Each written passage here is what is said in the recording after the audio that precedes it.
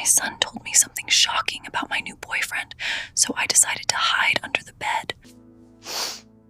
The scene I witnessed left me in complete shock. Blood dripped slowly onto the white marble floor, each drop echoing in the sepulchral silence of the house like the ticking of a macabre clock. Elena Martinez lay motionless on her kitchen floor, her face swollen and purple, while her 12-year-old son, Thomas, hid terrified behind the refrigerator.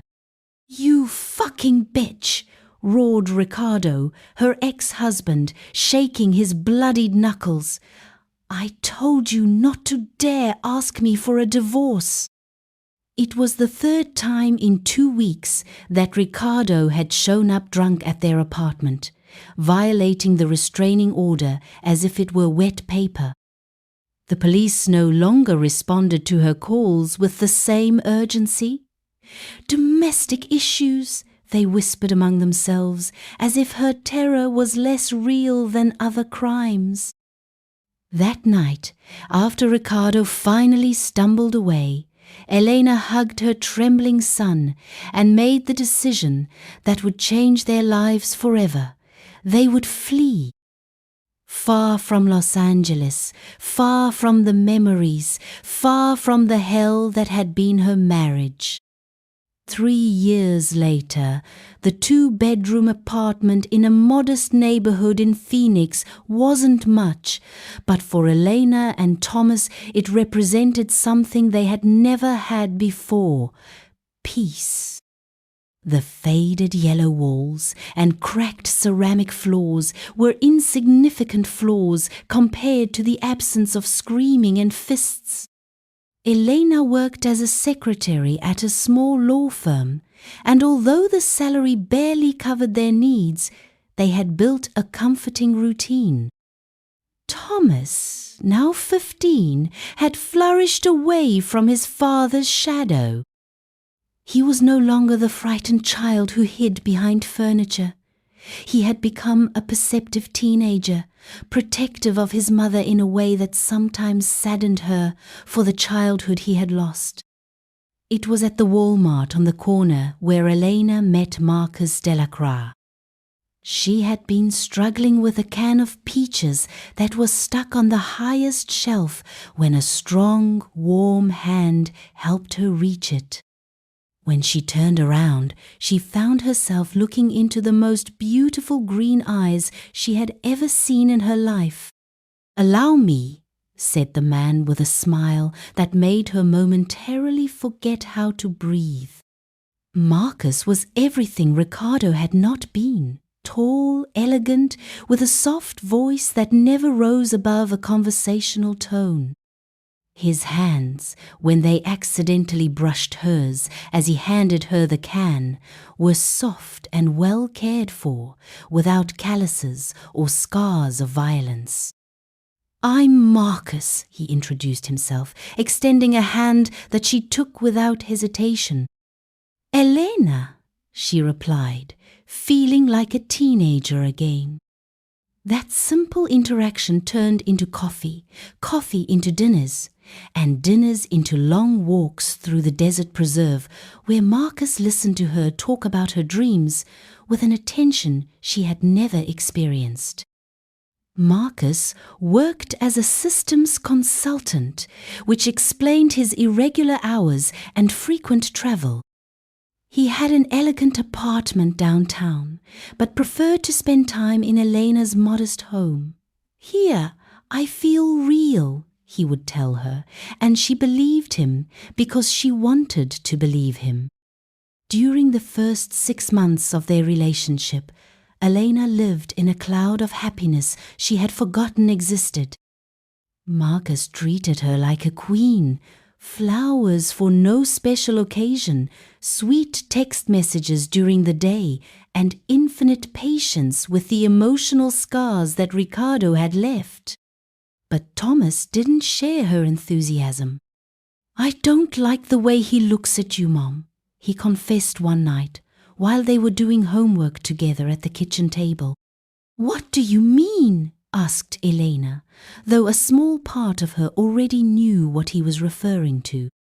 It's like he's calculating something. Like when Dad used to look at you before exploding, but different, colder. Elena felt a chill, but quickly pushed it away. Thomas had developed an understandable hypervigilance after years of domestic violence. It was natural for him to distrust any man who approached his mother. "Honey, Marcus isn't like your father," she said, stroking her son's dark hair. "He takes care of me, takes care of us." But there were little things that even Elena couldn't completely ignore. The way Marcus sometimes appeared without warning, as if he had been watching the house. How he knew details about her daily routine that she didn't remember telling him. The way his eyes hardened when she mentioned male colleagues from work. And there were the nightmares. They began subtly, strange dreams where she felt watched, pursued by an invisible presence. She would wake up drenched in sweat, with her heart galloping, but seeing Marcus sleeping peacefully beside her, she convinced herself it was just her traumatized imagination playing tricks on her. The afternoon of October 15th changed everything. Elena had left work early due to a piercing headache that had been tormenting her all week. When she got home, she found Thomas on the couch with an expression she hadn't seen in years, pure terror. "Mom," he whispered when she closed the door, "we need to talk." She sat next to him, noticing how his hands trembled as he tried to find the right words. "Last night, when you thought I was asleep, Marcus did something in your room, something that scared me so much I couldn't move." Elena's stomach contracted. "What did you see?" "First I heard voices. It wasn't just Marcus talking. It was like there were other people in the room. But when I got up to see, there was only him. He had black candles lit all over the room, and he had drawn something on the floor with what looked like, he shuddered, what looked like blood." Elena felt the world swaying around her. "Thomas, are you sure about what you saw?"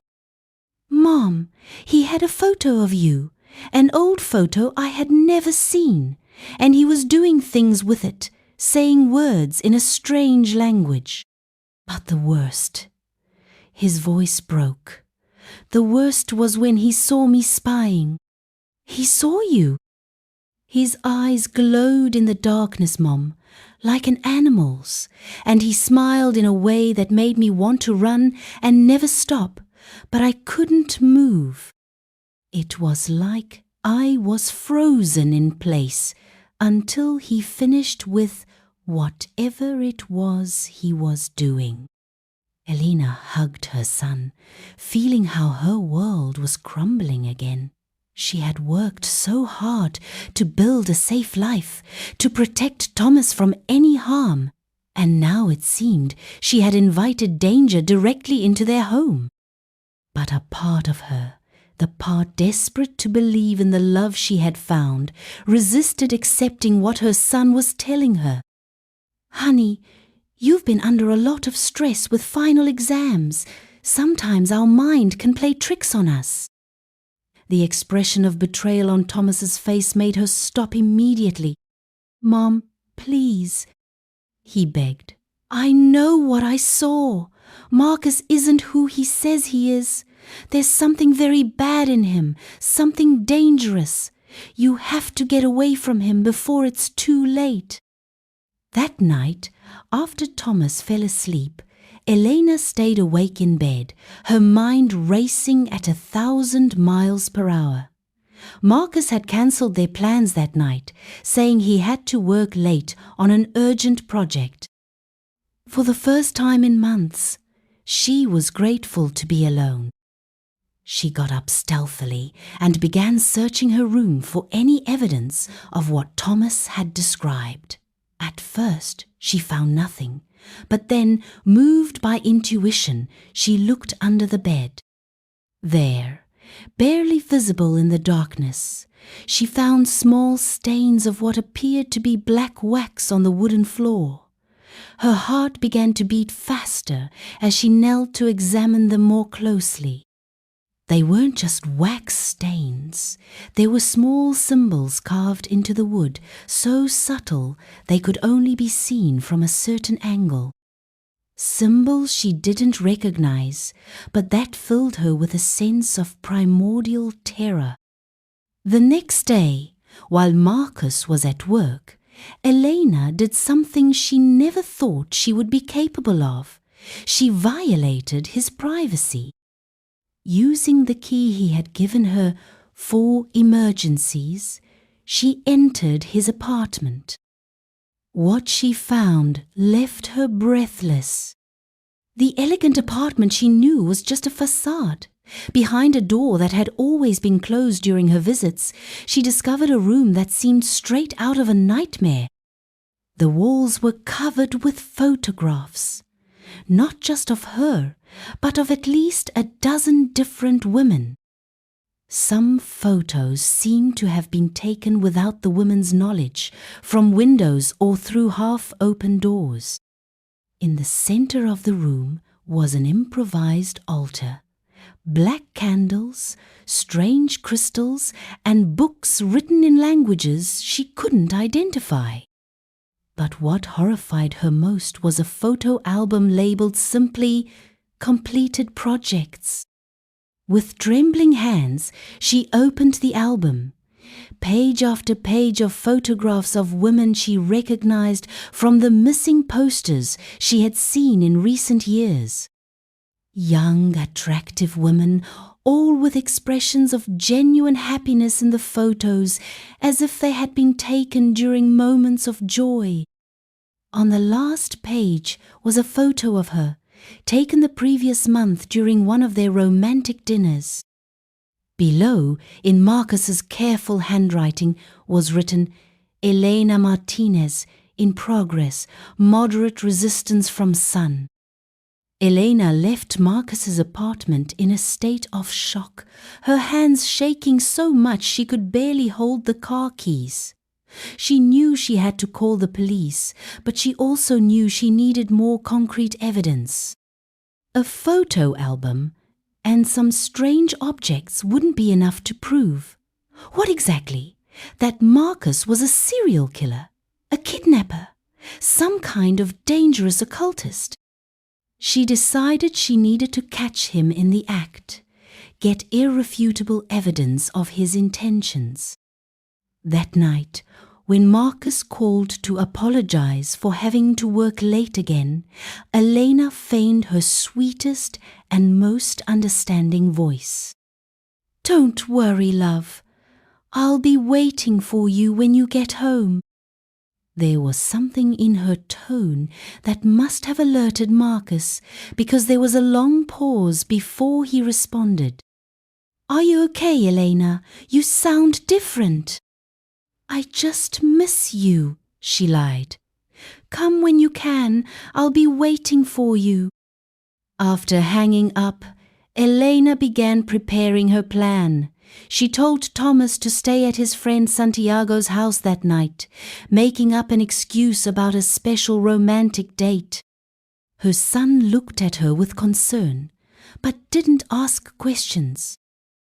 At 10 o'clock at night, Elena crawled under her bed, with her cell phone ready to record anything Marcus might do. Her heart was beating so loud she feared he might hear it from the hallway. Marcus arrived at 11:15 as he had promised. Elena heard his familiar footsteps in the hallway, but there was something different about them, heavier, more deliberate. Her bedroom door opened, and she could see his favorite black leather shoes approaching the bed. But instead of starting to undress as he usually did, Marcus went directly to the center of the room. "Elena," he said in a voice that chilled her to the bone, "I know you're there." She remained motionless, barely breathing. I found some of my objects out of place in my apartment. Fingerprints where they shouldn't be. You're very curious, aren't you, dear? Marcus slowly crouched down until he could see her under the bed. His smile was that of a predator who had trapped his prey. Come out of there, Elena. We need to talk. With trembling legs, Elena emerged from her hiding place. Marcus was standing in the center of the room, but he was no longer the gentleman she had fallen in love with. His posture was different, more erect and threatening. His green eyes, which had once made her melt, now looked at her with a coldness that scared her more than Ricardo's anger ever had. "How much did you see?" he asked, his voice deadly calm. Elena tried to maintain her composure. "I don't know what you're talking about." Marcus laughed, a humorless sound that echoed in the room. "Please, Elena, respect me enough not to lie to me now. You saw my workroom, you saw the photographs, you saw the album." Elena felt her knees weaken, but managed to stay standing. "Who were those women?" she whispered. "Previous projects," Marcus replied casually, as if he were talking about the weather. "Women like you, Elena, damaged, vulnerable, desperate for love, perfect for my purposes." "What purposes?" Marcus approached her slowly, and Elena had to make a superhuman effort not to back away. "I have a very rare condition, Elena, a condition that requires special feeding. Not blood, as you might think, something much more valuable and difficult to obtain." "What?" "Pure love, absolute devotion, the kind of love that can only be obtained from someone who has been completely broken and rebuilt to worship you. It's a long and delicate process, but the final result," his eyes gleamed with a strange light, "is intoxicating." Elena felt nauseous. "Did you kill those women?" "Kill?" Marcus seemed genuinely offended. "Elena, I'm not a common murderer. I'm an artist. Those women reached a state of perfection before their energy was absorbed. They were honored, in a sense." "You're crazy," Elena whispered, finally finding her voice. "Crazy?" Marcus laughed again. "Elena, dear, I've lived more than 200 years perfecting my art. I've loved and been loved by dozens of women who adored me until their last breath. There's no madness in that, only evolution." Elena realized she had to keep him talking while she thought of a way to escape. Her phone was still in her pocket, but she didn't know if she had managed to record anything useful. "Why me?" she asked. "Why choose me?" "Oh, Elena!" Marcus's eyes softened momentarily. "You were perfect from the moment I saw you. You had already been broken by your ex-husband, but not completely. You still had hope. You still believed in love. That makes the process much more flavorful." "And Thomas?" Marcus's expression hardened. "Your son has been an unexpected obstacle. His intuition is annoying. I had planned to deal with him tonight after completing your final transformation." Elena felt a wave of maternal terror that galvanized her. No matter what happened to her, she had to protect her son. "Marcus, please," she pleaded. "Thomas is just a child. He can't hurt you." "He can interfere," Marcus replied coldly. "And he already has. Tonight ends, Elena. Either you voluntarily submit to the final transformation, or I'll have to use less elegant methods." Elena saw her chance when Marcus turned to take something out of his briefcase. She lunged toward the door, but he was faster. He caught her by the arm with a strength that surprised her. "Elena, Elena!" He clicked his tongue as if she were a naughty child. "I was hoping you'd be more cooperative." What followed was the most brutal fight of Elena's life. Marcus was stronger than he seemed, but years of domestic abuse had taught Elena how to fight for her life. She managed to knee him in the groin, which gave her a few precious seconds to run toward the kitchen. Marcus followed her, no longer pretending to be civilized. His face had transformed into a mask of fury that terrified her more than any expression of anger she had seen in Ricardo. Elena grabbed a kitchen knife from the wooden block, holding it in front of her with trembling hands. "Stay away from me," she screamed. "Elena, you're making this harder than necessary," Marcus said, approaching slowly. "The process works better when there's cooperation, but it can be done by force if necessary." It was then that Elena heard the key in the front door. Her heart sank. Thomas had come home. "Thomas, run!" she screamed. "Call the police!" But instead of footsteps moving away, she heard footsteps quickly approaching the kitchen. "Mom." Thomas appeared at the kitchen entrance, but he wasn't alone. Behind him came a man Elena didn't recognize, tall, grey-haired, with a presence that immediately changed the room's dynamics. Marcus froze upon seeing the stranger. "Impossible," he whispered. "You're dead." The man smiled, but it wasn't a friendly expression. "Hello, Marcus. It's been a long time." Elena looked between the two men, not understanding what was happening. "Do you know each other?" she asked. "Oh, we know each other very well," said the stranger. "I'm Detective Raul Herrera from the Phoenix Police Department, and I've been hunting this son of a bitch for the last 15 years. Elena felt her legs weaken with relief, but Herrera wasn't finished. "Your son," he continued, "is much smarter than Marcus calculated. When he saw you acting strangely today, he decided to follow you. He saw you enter Marcus's apartment and had the intelligence to call the number on the card I gave him 3 months ago." "What card?" Elena looked at Thomas, confused. Thomas blushed. "Detective Herrera's card. He gave it to me when he started asking questions about Marcus in the neighborhood. He told me that if I ever had suspicions about him, I should call him immediately." Elena felt the world swaying again. 3 months ago?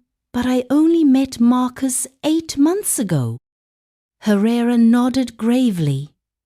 "We've been following Marcus for a long time, Elena.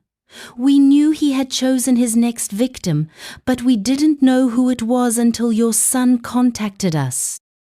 Marcus, who had been listening in silence, suddenly lunged toward the kitchen window, but Herrera was prepared. The detective moved with a speed that belied his age, bringing Marcus down before he could escape. While Herrera handcuffed Marcus, Elena collapsed into a chair, still processing everything that had happened. "I don't understand," she murmured. "How is it possible that you've been investigating Marcus for so long?" Herrera looked at Marcus with disgust before responding. "Marcus Delacroix isn't his real name. His real name is Martin Delacour, and he's been operating under different identities for decades. We've connected him to at least 20 disappearances of women in the last 15 years. But he said he was over 200 years old. Marcus is a pathological liar with delusions of grandeur," Herrera explained. "He's actually 42 years old and an extremely intelligent psychopath who has developed a very specific method for selecting and manipulating his victims. Elena looked at Marcus, who had been forced to sit on the floor with handcuffs on. He no longer looked like the supernatural predator he had been minutes before. He looked like what he really was, a sick and dangerous man who had built an elaborate fantasy to justify his crimes. "The women in the album?" Elena asked. "All dead," Herrera replied grimly, "except one, Maria Elena Vasquez. We found her 2 weeks ago, alive but in a catatonic state. She had been captive for 8 months. With intensive therapy, we might be able to help her recover." Elena felt nauseous, realizing how close she had come to sharing the fate of those women. "How did you know I was his next target?" "Marcus has a very specific pattern," Herrera explained. "He always chooses women who have come out of abusive relationships, women with children, women who are psychologically vulnerable but still have hope. He presents himself as the perfect man, the antidote to their previous pain." Thomas approached his mother and took her hand. "Mom, from the beginning something felt wrong. He was too perfect, too interested in our routines, too calculated." Elena hugged her son, feeling a mixture of pride and horror for what he had had to go through. "Why didn't you tell me about the detective before?" "Because I didn't want to worry you without concrete evidence," Thomas admitted, "and because I was afraid you wouldn't believe me. You seemed so happy with him." In the hours that followed, as Marcus was taken to the police station and Elena gave her statement, Herrera explained the true magnitude of what had been happening. "Marcus didn't operate alone," he revealed. "He has a network of contacts who help him identify potential victims, corrupt social workers, marriage counselors, even some police officers. We knew about the network, but we needed to catch him in the act to be able to dismantle it completely." Elena realized something. "Does that mean you used me as bait?" Herrera had the decency to look uncomfortable. "Not exactly. When we realized he had chosen you as his next target, our intention was to intercept him before he could hurt you. But he moved faster than we expected." "And if Thomas hadn't called tonight?" "We had a surveillance team ready to intervene if necessary. But you're right to be upset. We could have warned you earlier." Elena felt a wave of anger, but also relief. In the end, she had been more protected than she thought. "What happens now?"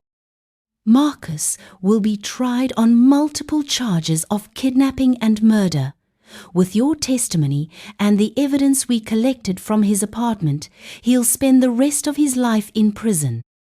The months that followed were difficult but transformative for Elena and Thomas.